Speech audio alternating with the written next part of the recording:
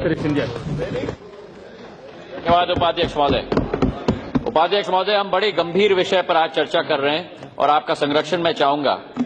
मुझे मुंशी प्रेमचंद जी की सदगति की कहानी याद आई, जहां दलित मुख्य किरदार कहता है कि कैथाने में जाकर एक लोटा पानी मांगू तो न मिले, कैथाने में जाकर मैं एक लोटा पानी मांगू तो न मिले, भला खटिया कौन मुझे देगा।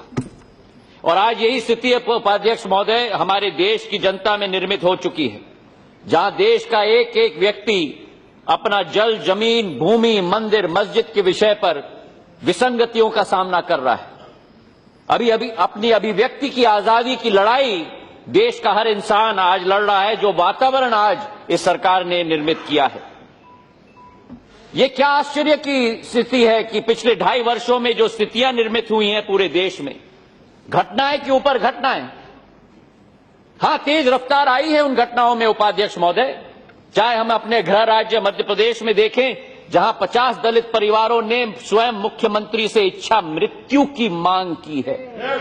इससे बड़ी क्या घटना हो सकती है, जहां एक दलित महिला ने अपने आप के ऊपर और 6 साल की बच्ची के ऊपर घासलेट लगाकर अपने आप को जला दी हो। कल मुरैना में, मेरे ग्वालियर चंबल संभाग में, एक दलित महिला की मौत हुई और वहां उस गांव में उसे दफनाने के लिए जगह नहीं दिया गया, उसको अपने घर के सामने दफनाया गया। ये स्थिति मध्य प्रदेश में उत्पन्न हो चुकी है। मंदसौर की घटना उपाध्यक्ष महोदय हम सब ने देखी है, जहां महिलाओं के साथ मारपीट हुई।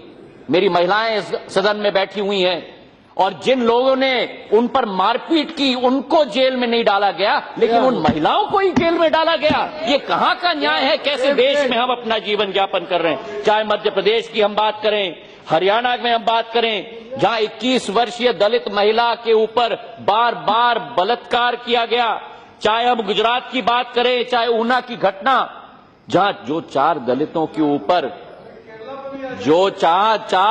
के ऊपर अत्याचार किया गया, वो पीठ पर घाव उपाध्यक्ष महोदय उन 4 दलितों पे नहीं है, लेकिन इस सदन में बैठे हुए हर सांसद के पीठ में वो घाव लगा हुआ है इस देश में। आज मैं पूछना चाहता हूं कि सौदापुर में जो 27 दलित परिवारों को अपना घर छोड़ने के लिए मजबूर किया गया गुजरात के अंदर, इसका जवाब कहां है? जो आंदोलन खड़ा हुआ, मुख्यमंत्री को त्यागपत्र देना पड़ा। असलियत यह है कि भाजपा का असली मुखौटा आज उतर रहा है, ये असलियत है। मुझे आश्चर्य है उपाध्यक्ष महोदय, मैं एक भारतीय नागरिक के रूप में बात कर रहा हूं। जब अर्जुन राम मेघवाल जी यहां बात कर रहे थे, मैं उनका बहुत सम्मान करता हूं, लेकिन आज उन्होंने सदन में कहा कि चुनावी माहौल में घटनाएं होती हैं। चुनावी माहौल में कौन सा चुनाव अभी गुजरात में होने वाला था? कौन सा चुनाव राजस्थान या मध्य प्रदेश में होने वाला था? और जब चुनाव बिहार में हो रहा था, तब आप लोग ने कहा कि आरक्षण को हटाया जाना चाहिए, आपके आरएसएस के मोहन भागवत ने। इसका जवाब आपको देना होगा। जब बिहार में चुनाव हो रहा था, तब आपके पार्टी के अध्यक्ष ने कहा कि हमको यहां चुनाव जिता दो, नहीं तो पाकिस्तान में पटाखे फोड़े जाएंगे। इसका जवाब इनको देना होगा। आज इन प्रश्नों का हमें जवाब चाहिए उपाध्यक्ष महोदय। हमें प्रश्न का जवाब चाहिए कि जो आज देश में वातावरण है, 20 करोड़ हमारे दलित भाई और बहन हैं। रामविलास पासवान जी, आज आप बात कर रहे थे, मैं आपका मान सम्मान करता हूं। आपने मेरे पूज्य पिताजी के साथ कंधे से कंधे मिलाकर कार्य किया है, पिता तुल्य हैं आप। पर यह मैं कहना चाहता हूं इस सदन के सामने कि चट भी मेरी और पट की भी मेरी, ये नहीं चलेगी। आप इधर भी नहीं बैठ के बात कर सकते और उधर भी बैठ के बात नहीं कर सकते। अंत में हमें अपने सिद्धांत के आधार पर अपना काम करना होगा। अगर हमें लगता है कि बीजेपी के शासन में इतना अत्याचार हुआ, तो उस शासन को क्यों नहीं छोड़ा आपने? अगर आपको लगता है कि कांग्रेस के शासन में अत्याचार हुआ, उस शासन के मंत्रालय को क्यों नहीं छोड़ा आपने? अगर दलित की लड़ाई लड़नी है, तो आंगन में उठ के लड़नी होगी हमको।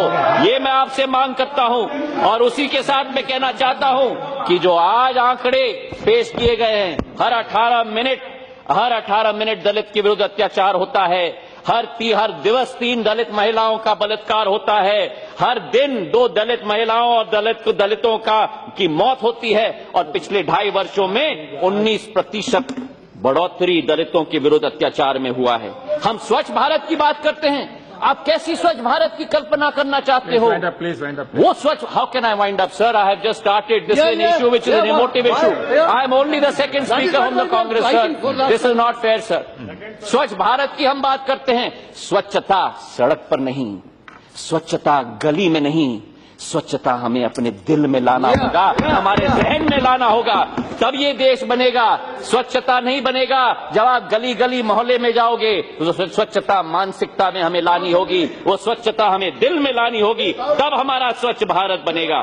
मैं कहना चाहता हूं वो गौरक्षकता के बारे में, हाँ हमारा कर्तव्य है गांव का रक्षा करना, पर उन गांव का रक्षा करना जो बीमार गौ है, जो मर रहे हैं, हजारों गौ मध्य प्रदेश और राजस्थान में मर चुके, उनके लिए कोई गौ रक्षक नहीं आया। लेकिन अपने हाथ में कानून को लेकर किसने हिम्मत की बाहर निकल के दूसरों को ऊपर पदाधित करना, इसका जवाब हमें देश में देना होगा।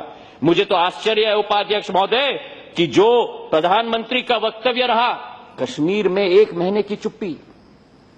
ठीक कहा मेरे भाई प्रेमचंद्रन जी ने, जब दादरी की घटना हुई थी तब कुछ बोल देते तो शायद ऊना की घटना नहीं होती।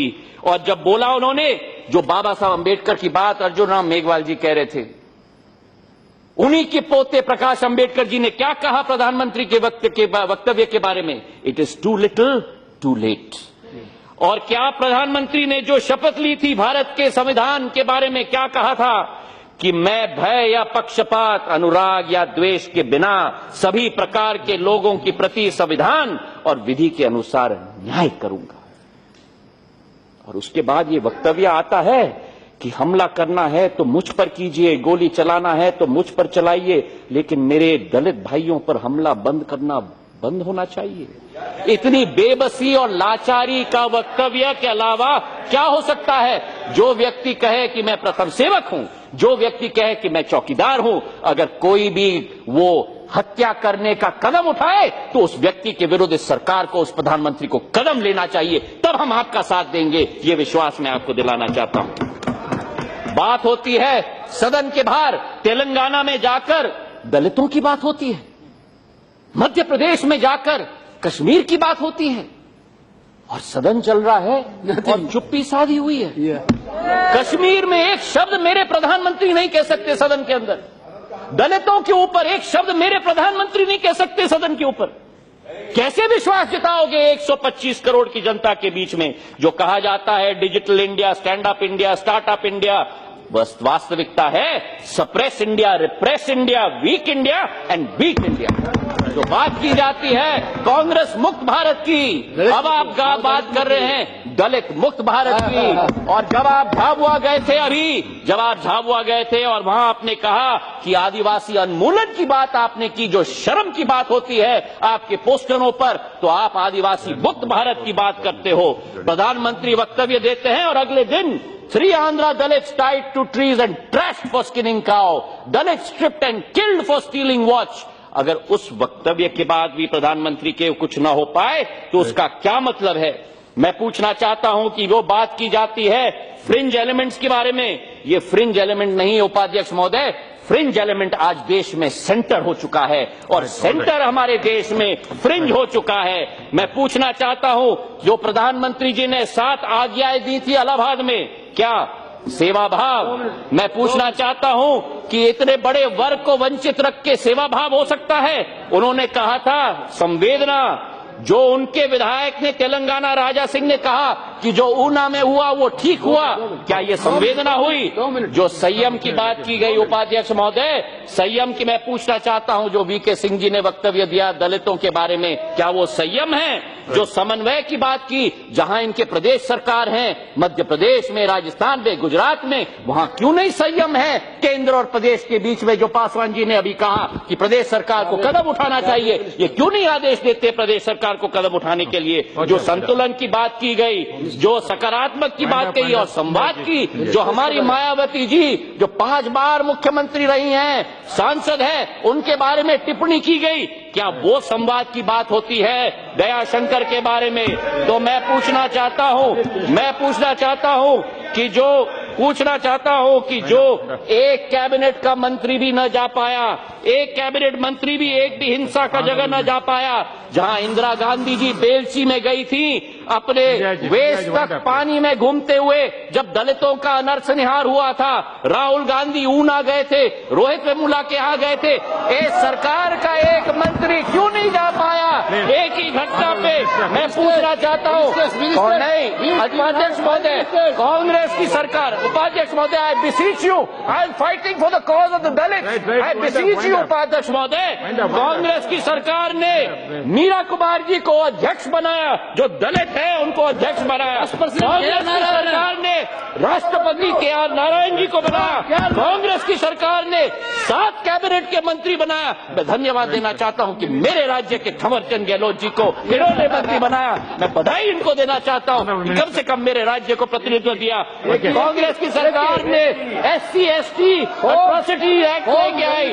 मैं पूछना चाहता हूं कि आज गृह मंत्री ने क्यों नहीं आदेश दिया कि इन सभी चीजों पर कार्रवाई हो। मैं पूछना चाहता हूं कि सामाजिक एवं न्याय कल्याण मंत्री ने इन सब जगहों में क्यों नहीं गए, क्योंकि आज समय की मांग है उपाध्यक्ष महोदय कि हमें सुख के समय में हम देश की जनता के साथ न रहें, लेकिन दुख के समय में उनका दुख बांटना हमारा कर्तव्य नहीं बनता, हमारा धर्म बनता है। यही हिंदुस्तानी सभ्यता है, यही हिंदुस्तानी हिंदू धर्म की अक्षुण्ण भाग है जो ये सरकार स्वयं भूल गई है। अंत में उपाध्यक्ष महोदय, मैं कहना चाहता हूं कि केवल बाबा साहब अम्बेडकर जी की ये बात करते हैं। मैं पूछना चाहता हूं इनसे कि जो अमेरिकन सरकार कहती है हमारे देश की सरकार के बारे में, that we have been clear in our engagement with India about our concerns about those times when the government has been slow to react when violence has taken place, and some of these controversies over the cows are an example of that. American सरकार कहती है इसके बारे में। मैं इनको याद दिलाना चाहता हूं जो अटल बिहारी वाजपेयी जी ने कहा था कि क्या कहा था, उन्होंने कहा राजधर्म निभाओ, राजा के लिए, शासक के लिए प्रजा, प्रजा में भेद नहीं हो सकता, न जन्म के आधार पर, न जाति के आधार पर, न सांप्रदायिकता के आधार पर। प्रधानमंत्री जी ने हमसे पूछा था कि इंडिपेंडेंस डे के लिए सुझाव दिया जाए। मैं देना चाहता हूं, केवल तिरंगा लेकर पूरे देश भर में घूमकर नहीं होगा, उस तिरंगा का सम्मान करना होगा, उस तिरंगा की भावना की सोच रखनी होगी, वो सीने में एक नई तड़प आनी चाहिए। और अध्यक्ष महोदय, I would like to conclude by quoting Rabindranath Tagore, where the mind is without fear and the head is held high, where knowledge is free and world has not been broken into fragments by narrow domestic malls, where words come out from the depth of truth, where tireless striving stretches its arms towards perfection, where the clear stream of reason has not lost its way into the dreary desert sand or dead habit, where the mind is led forward by thee into ever-widening thought of action, into that land of freedom, my father, let my country awake. Dhanyavad.